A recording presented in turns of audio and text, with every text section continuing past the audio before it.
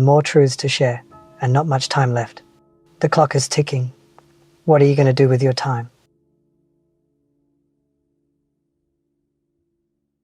I'm 73 years old, and I'm about to tell you something that might upset you. Everything you think you know about getting older is completely wrong. And the worst part, the people who should be telling you this, your parents, your teachers, society, they're either lying to you or they don't know themselves. You see, I spent the first 50 years of my life believing the same lies you probably believe right now. I thought I had it all figured out. I had the career, the house, the respect of my peers. But at 52, something happened that shattered everything I thought I knew. And what I discovered in the 21 years since then has completely changed how I see life, death, and everything in between. But before I tell you what happened, I need you to understand something. The reason I'm making this video isn't to impress you or to make myself feel wise. I'm making this because I'm running out of time, and there are things you need to hear before it's too late. Not for me, for you. At 52, I had what doctors call a cardiac event. That's a fancy way of saying my heart tried to kill me.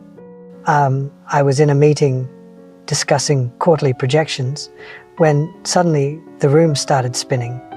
The next thing I remember is waking up in a hospital bed with tubes coming out of my arms and my wife crying in the corner. The doctor said I was lucky. I had just come face to face with my own mortality, and they called it luck. But you know what? They were right. Because lying in that hospital bed with nothing to do but think, I realized something terrifying. I had been living my entire life on autopilot. I wasn't really alive, I was just going through the motions, checking boxes, trying to meet everyone else's expectations. And here's the part that haunts me to this day.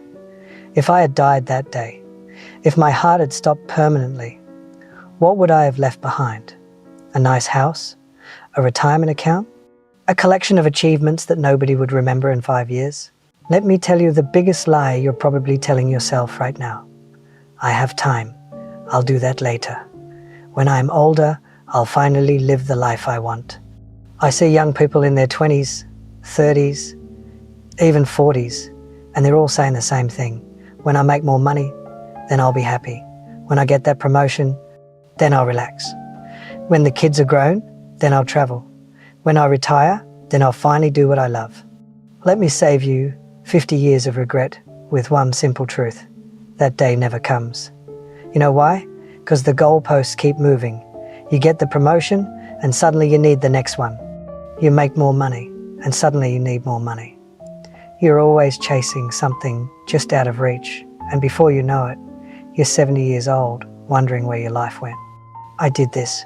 I spent 30 years climbing a ladder, only to realize when I got to the top that it was leaning against the wrong wall, and you can't climb back down and start over. Time doesn't work that way. Here's something nobody tells you when you're young. Success is a terrible goal. And I say this as someone who achieved everything I set out to achieve. I made partner at my firm, I bought the house, I had the respect of my colleagues. And you know what? None of it mattered. You achieve your goal, and for about 48 hours, you feel amazing. Then the feeling fades. You're back to baseline. Now you need a new goal, a bigger achievement, more validation. It's a hamster wheel.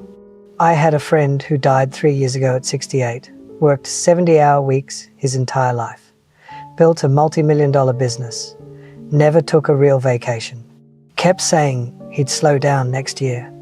Next year came and he had a stroke. At his funeral, his son said, "My father was a successful man, but I barely knew him." Is that the legacy you want? Your regrets won't be about the things you did wrong. They'll be about the things you didn't do at all. I don't lie awake at night thinking about failed business deals. Those don't matter. You know what keeps me up? The trip to Japan I never took because I was too busy. The relationship with my brother that I let deteriorate. The book I always wanted to write but never started. The time I didn't spend with my kids because I was working late. These things eat at you. The missed opportunities, the roads not taken, the love you didn't express, the risks you didn't take because you were afraid. The people you love, your parents, your siblings, your close friends, you think you have unlimited time with them. You don't. And one day, that time will run out. My father died when I was 45. We had a complicated relationship, and I was always too busy to really work on it.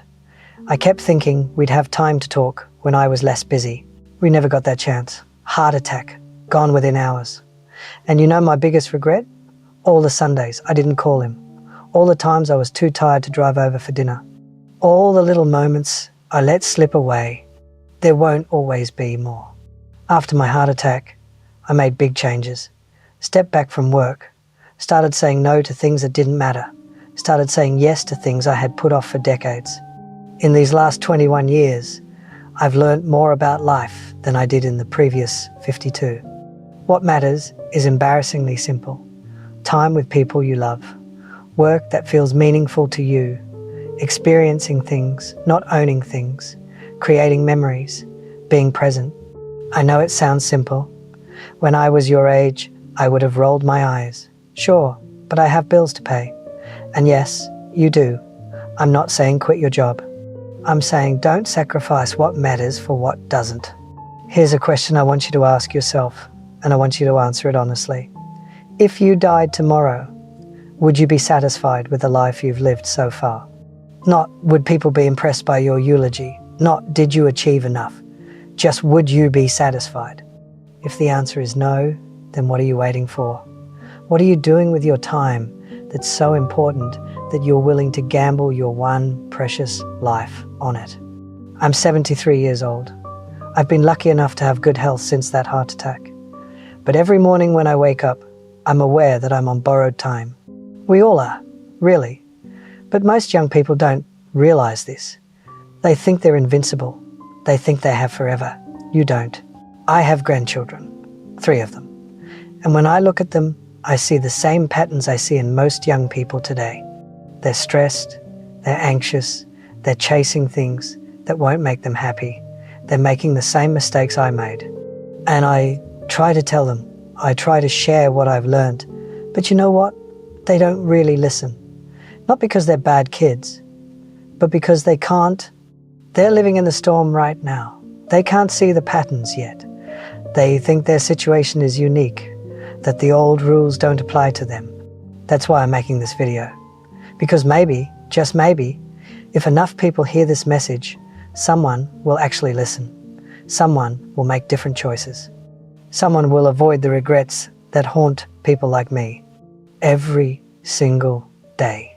You're getting closer to death. Nobody likes to think about this. But you don't have unlimited time. Neither do the people you love. Your parents, if they're still alive, they're getting older every day. One day, probably sooner than you think, they won't be here.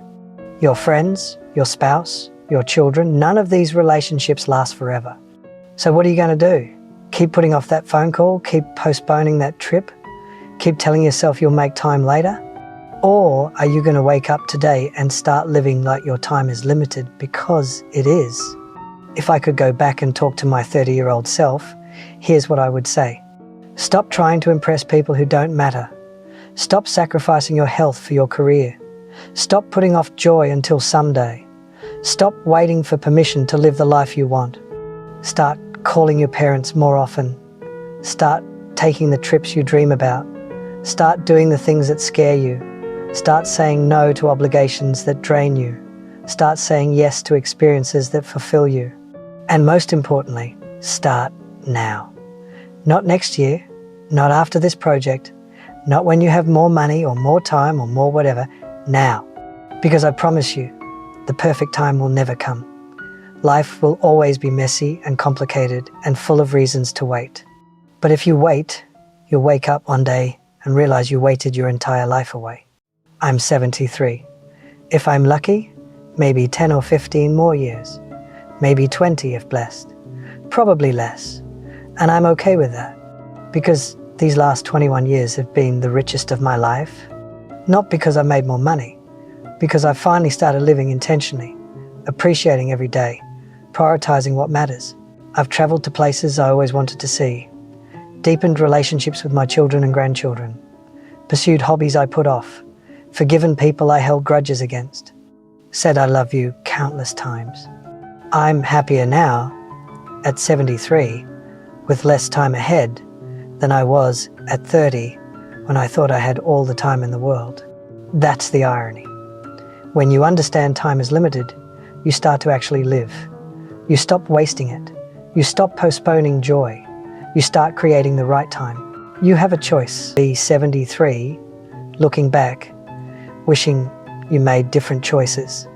Don't waste 52 years figuring this out. Learn from my mistakes. Live intentionally. Prioritize what matters. Stop waiting for someday. Someday is today. It always has been. If this resonates, share this video. Leave a comment. Tell me what you're going to do differently. Subscribe, because I have. Right now, today, keep living the way you're living. Chasing success, putting off happiness, telling yourself you'll make time later. Or wake up. Realize time is running out faster than you think, and the life you're waiting to live needs to start now. I can't make this choice for you, but I can tell you, you don't want to be